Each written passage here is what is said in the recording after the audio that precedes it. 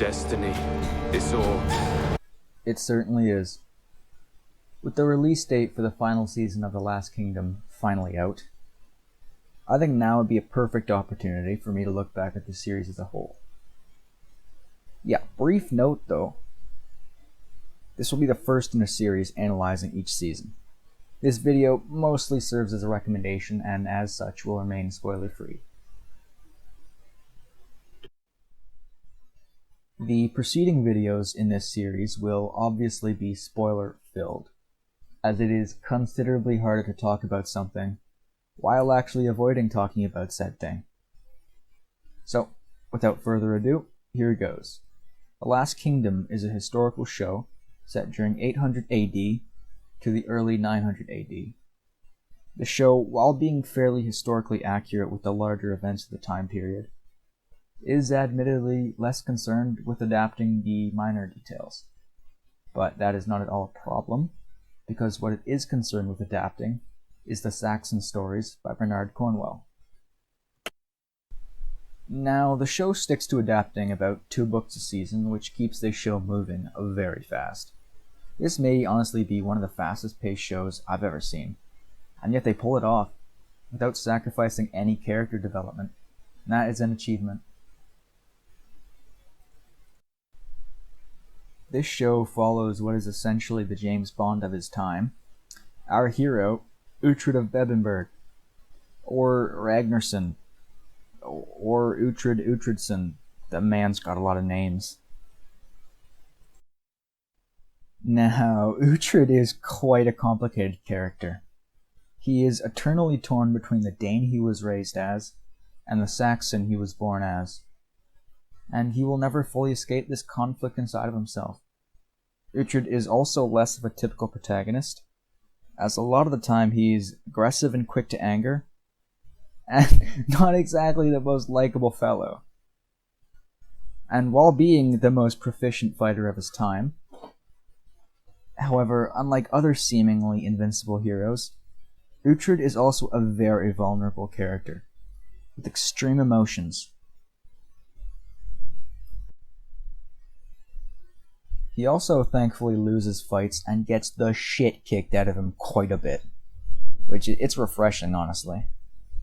After all, he's still a human and not impervious to mistakes and harm. Now, before proceeding, I need to throw some praise our lead actor's way. After starting the show, it's not going to take you long to realize just the sheer range of Alexander Dreymon as an actor. Uhtred is not an easy character to play by any margin. Often flipping from one extreme to the other, in order to play a character like this, said actor would really need to go there. And thankfully he does go there. He's perfectly cast in my opinion, and I don't think he gets enough praise as an actor. That is definitely a trend with this show, as the cast around the board are equally stellar and equally underrated. Similarly stellar to the performances are the characters themselves. From our aforementioned hero to the sniveling snake Heston, and even relatively minor characters like Klappa. They all find a way to, if not endear themselves to you, at least let you understand their motives. And motives aren't the only thing you're going to be understanding, because this show is dangerous and people die. And rather unexpectedly at that. While some deaths are dictated by history, others are dictated by them being in a literal battlefield. Now that we're on that topic, it's time to talk about this show's battle scenes. Quite honestly, they are incredible. It's refreshing to see battles where they actually employ tactics in an attempt to win. It never gets old hearing our heroes yell shield wall. The show really does a lot to establish an atmosphere too. From the angelic musical score to the environments themselves. Now, of course, no mention of this show's environments is complete without me mentioning this show's wonderful establishing shots.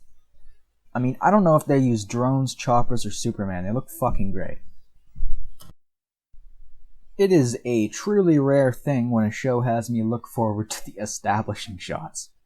But I think more shows should put as much effort and pride into them as this show does. After all, establishing shots are the lenses from which we view these worlds. Now, I don't know how the hell I'm going to even begin to speak about this person.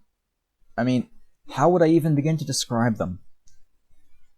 But at the risk of selling him short, he's great?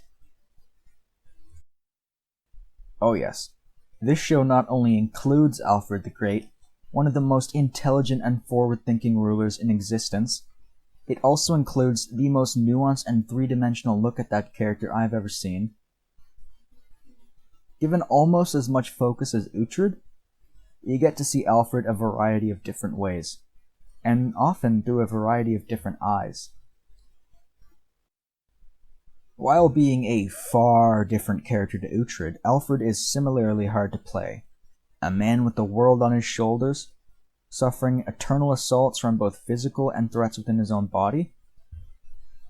Alfred the Great is given a whole hell of a lot to do in The Last Kingdom, the entirety being well written and masterfully acted by David Dawson. In conclusion, The Last Kingdom blends historical and fictional events so seamlessly that it creates an emotional roller coaster and world-class narrative. Involving both historical figures as well as events, this show is bound to keep you gripped to your seat. If you're interested, it can be found on Netflix, and it's got a movie coming in a year. That's going to be pretty decent. In summation, these are all the reasons why The Last Kingdom is perhaps the greatest historical show that you have never even heard of. Now, obviously I can't end a Last Kingdom video just on this. There's only one way to end a video of this kind. Destiny is all.